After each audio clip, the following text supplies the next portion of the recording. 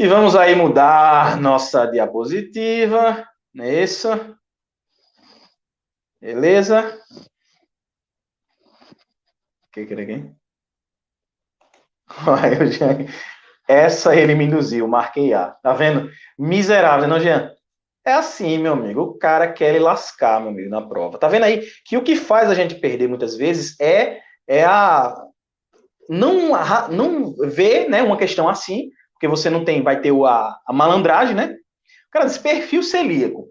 Já tá dizendo tudo para você. Aí você vai lá, mas é o diagnóstico diferencial entre celiaquia e a questão da fibrose cística, né? São os dois diagnósticos que você tem que fazer o diferencial. É isso, 36. Vamos ver aqui. Paciente de 8 anos iniciou há 9 dias quadro de febre moderada, contínua, acompanhada de cefaleia, mialgia, muito importante, e prostração.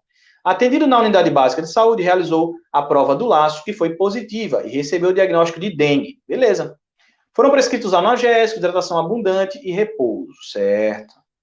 Hoje retornou à unidade de saúde e sua mãe relata que a febre desapareceu há 4 dias. Mas continua muito prostrado. Desde ontem começou a vomitar, sente dores constantes no abdômen e tonturas quando se levanta. Ao exame físico, estava sonolento, normotenso, com boa perfusão periférica, fígado doloroso à palpação e murmúrio vesicular diminuído em ambas bases pulmonares. Resultados dos exames laboratoriais, solicitados hemoglobina de 12,5, hematócrito de 46, leucócitos de 5.350. Veja que o hematócrito está alto, né? A hemoglobina dele aqui de 12 e o hematócrito alto. Geralmente, o hematócrito tem que ser 3 vezes o valor da hemoglobina. Quando dá essa diferença e tem mais alto hematócrito do que 3 vezes da hemoglobina, é porque existe desidratação. Então, por exemplo, 3 vezes 12, né? Se fosse 13, 3 vezes 3, 9, 3 vezes 1, 13. Ia ser mais ou menos 39, 38 e alguma coisa. Mas o hematócrito está 46. Por que acontece isso? Porque ele tem desidratação. Aí dessa diferença. Então, a gente sabe que o hematócrito ascendente, né, acontece aí nos pacientes que têm dengue com formação de terceiro espaço, dengue grave, não é isso? É isso? Então, vamos ver aí. Né? Mas se ele, para ser a dengue, lembra, né, que tinha classificação da gravidade, tinha A, B, C e D. Era isso? A C e a D eram graves. A D era que precisava de internação em UTI, né? Internação em UTI.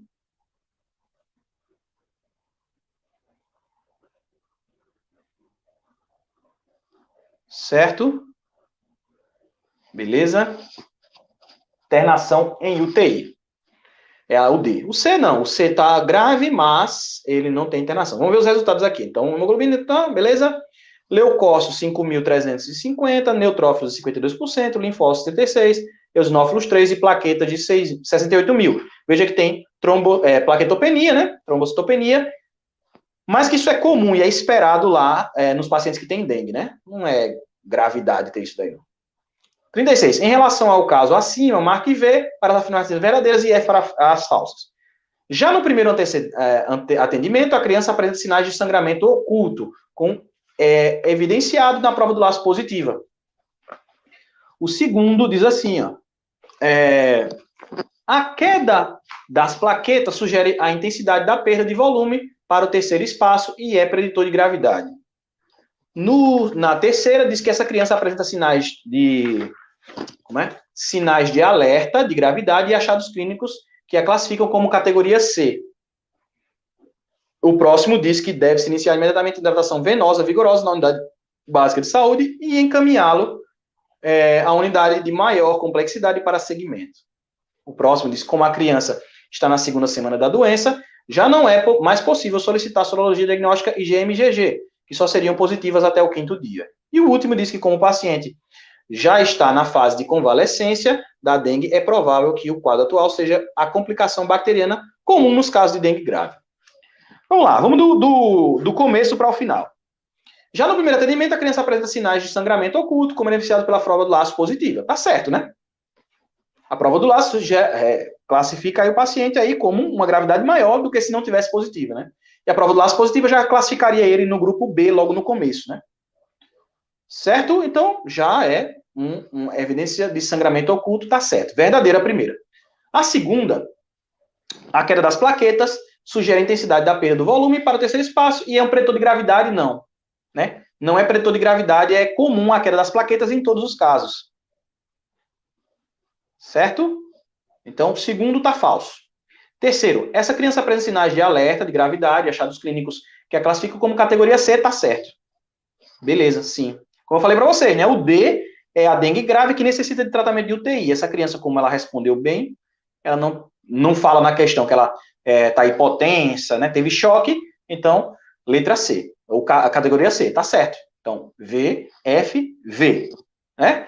Vamos aqui. Deve-se iniciar imediatamente tratação venosa, vigorosa na unidade básica de saúde e encaminhá-lo para a unidade de maior complexidade para o segmento. Tá certo. V também, né? Como a criança está na segunda semana da doença, já não é mais possível solicitar sorologia diagnóstica para IgM e IgG. Que só seriam positivos até o quinto dia? Não. É o contrário. Aqui a gente tem sorologia. A partir do sexto dia, a gente tem sorologia positiva. Então, nos primeiros dias, a gente não tem IgM, né? Então, errado. Questão errada. E a última, como o paciente já está na fase de convalescência da dengue, é provável que o quadro atual seja complicação bacteriana? Não. Esse quadro atual é dengue grave, não é isso? Então, seria VF, VV, FF. Né? VF, VV, FF. Qual é a alternativa?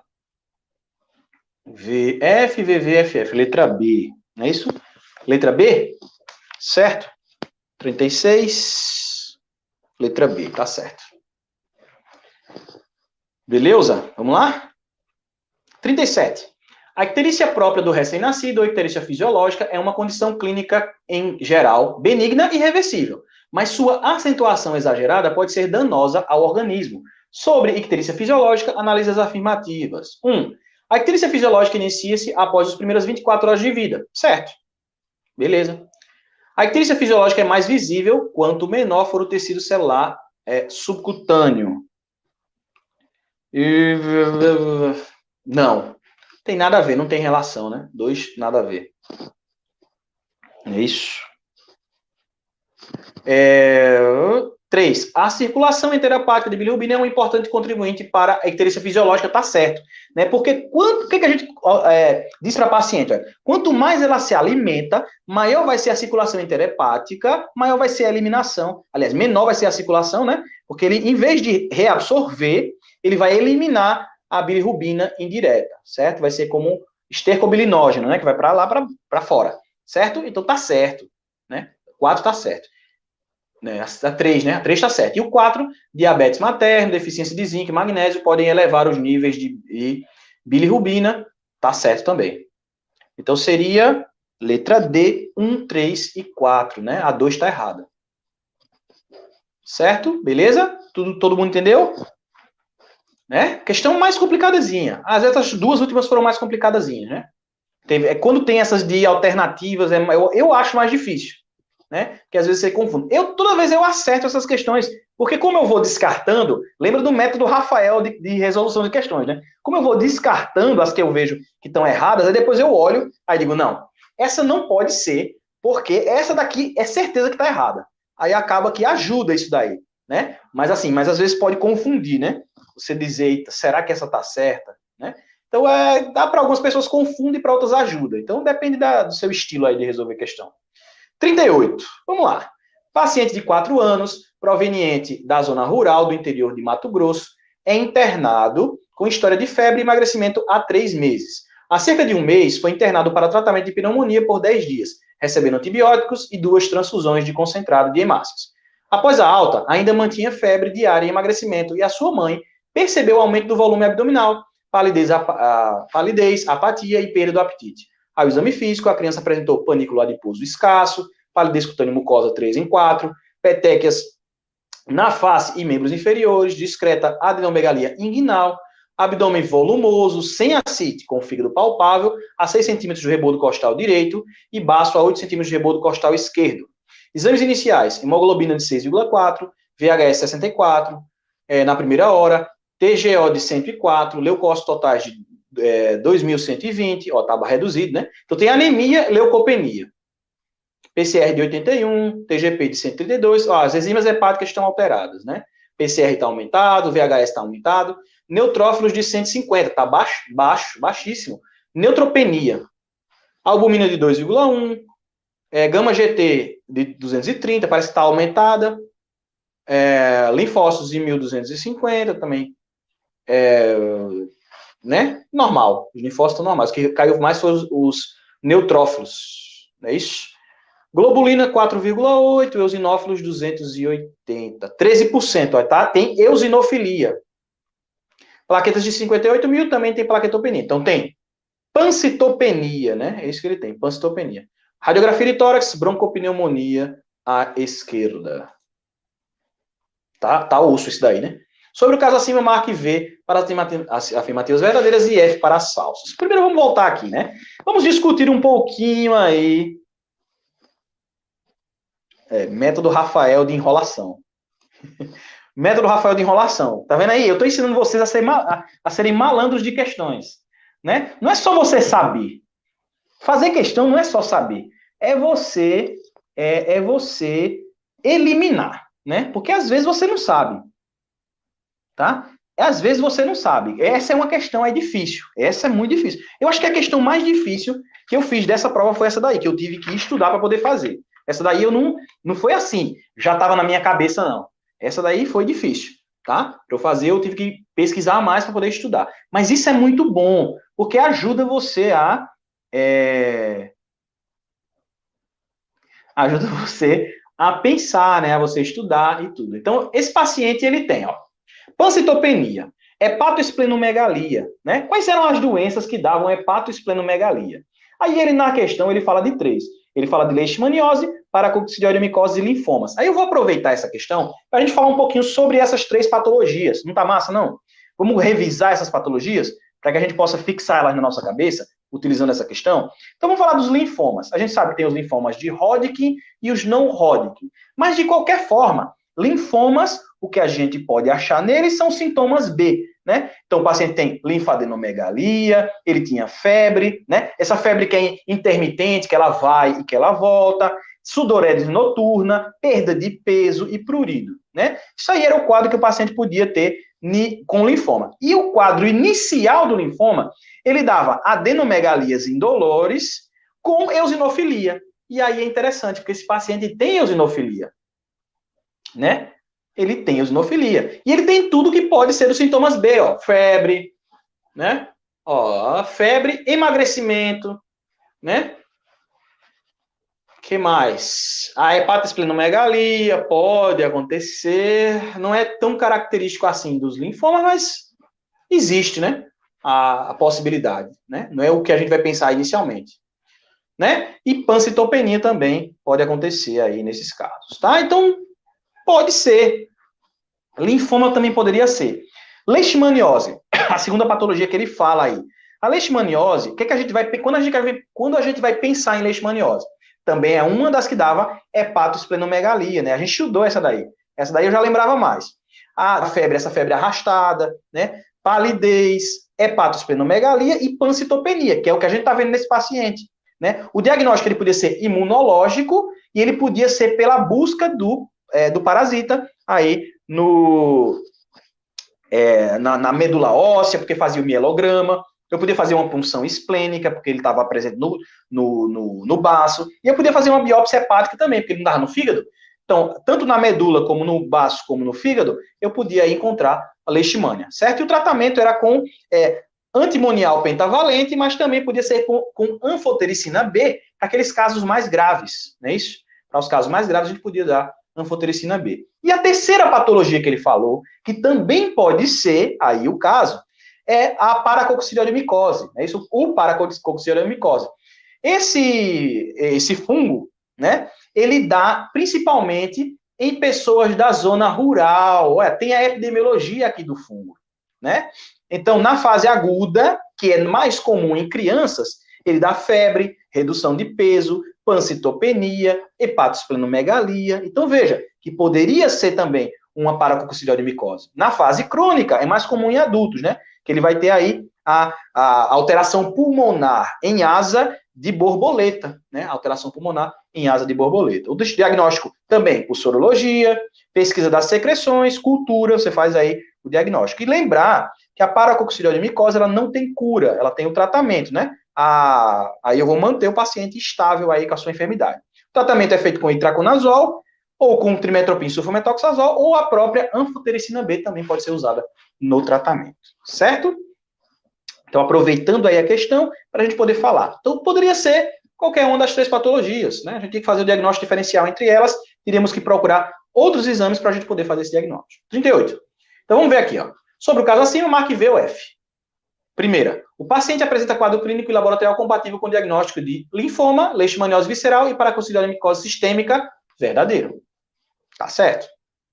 A hipótese de paraconcidose micose é improvável pela ausência de lesões mucosas pulmonares em forma de borboleta? Não. Isso aqui acontece em adultos e é crônica. Paraconcidose micose crônica. Em crianças é mais o quadro agudo, que vai ser mais característico, parecido com isso daí. Então aqui está falso. Verdadeiro essa é a primeira e falso a segunda. Terceiro, o diagnóstico mais provável é de linfoma, pois tanto a leishmaniose visceral como o paraconcidose são doenças raras na infância? Não, meu querido, depende da epidemiologia. Né? Não são raras na infância. Então, aqui está errado. Então, verdadeiro, falso, falso. O mielograma com pesquisa de fungos e parasitas é o exame indicado para fazer diagnóstico diferencial? Tá certo. Beleza. Nada a falar contra isso. Verdadeiro, falso, falso, verdadeiro. Não é isso? Deixa eu pegar aqui a 38.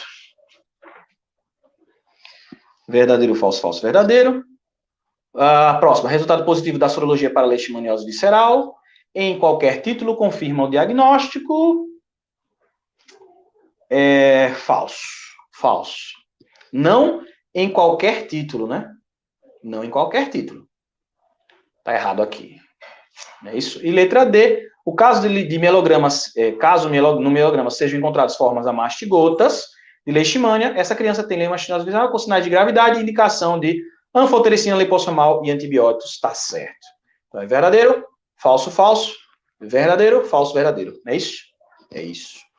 Então, a resposta correta é a letra B. Verdadeiro, falso, falso, verdadeiro, falso, verdadeiro. Letra B. Difícil, questão difícil, mas ajuda muito a você estudar. Né? São essas questões que fazem você aprender. É isso? Ó, essa aqui é muito fácil. Essa aqui é mamão com açúcar, meu amigo. Essa aqui, se você não souber, assista a live, meu amigo. Assista a live. Tem live sobre tudo isso aqui, ó.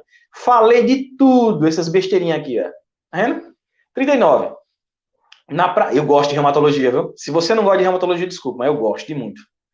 Não de, sei lá, atender. Eu não sei se eu gostaria de atender, mas de estudar é muito bom, porque é aquele negócio, né? O paciente que você olha para ele e você tem preconceito. Mas não preconceito de maldade, mas o preconceito de um conceito estabelecido a partir das características do paciente. Isso é muito claro na reumatologia. Então vamos ver aí.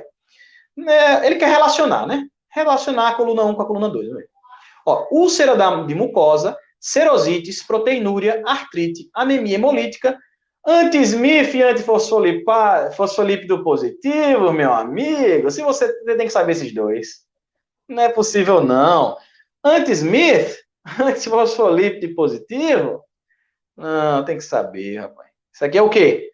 Primeira, você tem que saber, né? Primeira aí, como a gente já sabe, anti-Smith, FAM, ou tinha o anti-DNA dupla cadeia também, é o lúpus, meu amigo. Lúpus eritematoso sistêmico, né? Primeiro lúpus. 3. Febre pelos menos 5 dias, conjuntivite asséptica bilateral, ressecamento nos lábios, alteração na mucosa, edemas nas mãos e pés, e adenomegalia cervical. O que é isso aqui? O que é isso aqui, meu amigo? É o Kawasaki, né? Pelo menos 5 dias de febre, conjuntivite asséptica bilateral, ressecamento de lábios, alteração da mucosa, edema nas mãos e pés, e adenomegalia cervical. Tá aí todos os critérios de Kawasaki, né? Doença de Kawasaki. Esse aqui, febre alta diária intermitente por mais de 15 dias, exantema macular, atrito pericárdico, hepatoesplenomegalia, monoartrite, algumas vezes, algumas semanas, fator reumatoide negativo. Essa eu vou deixar, porque foi a última que eu respondi. Eu fiquei confuso nessa, vou deixar por último essa daqui. Ó, artrite migratória, pronto. Doença reumática. Febre reumática, artrite migratória. Já marquei direto essa daí. Quando eu vi artrite migratória, nódulos subcutâneos, cardite, movimentos involuntários, já marquei. 2. Artrite, febre reumática. Agora, artrite transitória, lesões microhemorrágicas palpáveis, geralmente nas nádegas e membros inferiores que aparecem com surtos e hematuria. Isso aqui é Raynaud-Schonlen. né? Só faltou dizer que era criança. Raynaud-Schonle. Então, só podia ser a artrite idiopática juvenil, essa terceira aqui. Então, é lúpus, 3, doença de Kawasaki, 5, artrite idiopática juvenil, 1, artrite migratória, doença reumática, 2, e aqui Raynaud-Schonle, 4, né? 3, 5, 1, 2, 4. Por que eu tive dúvida aqui? Porque tá faltando coisa, né? Tá faltando coisa. Tem que dizer que a epidemiologia tá faltando coisa. E o fator reumatoide, ele pode ser negativo, mas também pode ser positivo, né? Então esse daqui tá meio mais ou menos. Não tá muito bom não, esse aqui não, viu? Eu não acho muito bom esse não. Os outros estão bons, dá para saber de cara. Agora esse daqui meio confuso, né? Por exclusão, então vou marcar esse aqui como artrite idiopática juvenil, certo? Lembra que tem 2 padrões, né? Ainda tem um terceiro que seria aquele a doença de Still, né? A Stefania me mandou outro dia uma questão de doença de Still, aí eu olhei assim, né, indo e voltando tudo direitinho para não, né? Pensando que era uma doença de Still e era outra doença, né? Para mandando assim, Rafael, o que você acha? Eu achei muito interessante a questão que a Stefania me mandou. Era uma artrite, se não me engano, era o quê? Uma artrite não lembro agora o que era. Não era doença de Still, não. Mas era uma dos diagnósticos diferenciais que a gente estava pensando, né? Que ela me mandou. Beleza? Essa foi fácil. Não diga que essa é difícil, não, meu amigo. Essa foi fácil. Assina a sequência correta. Qual era? Qual é a sequência correta mesmo? Ah, certo. Começa no 3, né? 3, 5, 1, 2, 4, não é isso? Letra B. 40. Criança de 2 anos é levada ao pronto atendimento com quadro de dor nas pernas, na região lombar e nas mãos, e que se encontram edemaciadas. Eita, isso aqui é muito característico. Essa é muito característica.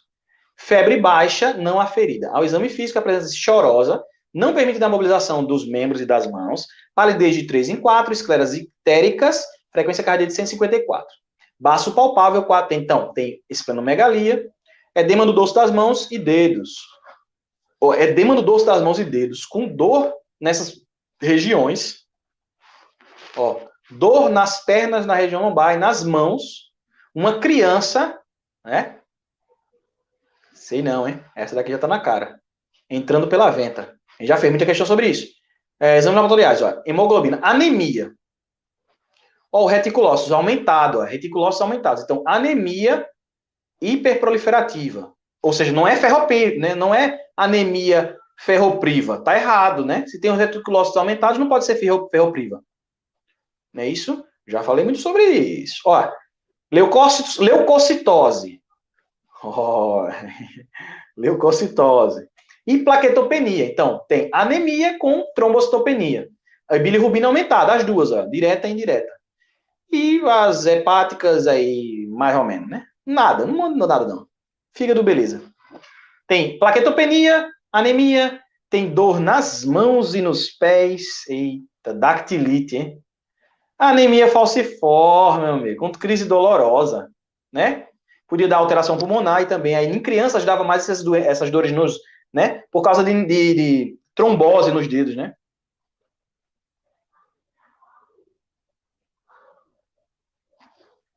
A 39 era a letra B. Aqui, ó. Deixa eu botar o Michel aqui.